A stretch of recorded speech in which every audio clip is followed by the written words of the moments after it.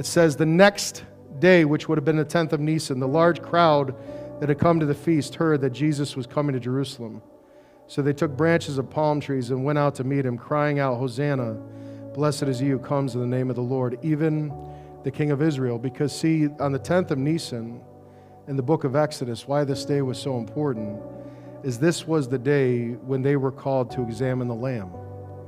They were called to examine the sacrifice. The sacrifice that would be used at the time of Passover was examined on the 10th of Nisan. And see, the King of all kings, when he rides into Jerusalem, he is now publicly making it very, very aware of who he is. Throughout his ministry, he has often told people when he would do a miracle, don't tell anybody. And he would do things in secret because, number one, every time the word got out that Jesus did all these things, it was very, very hard to minister to people one-on-one.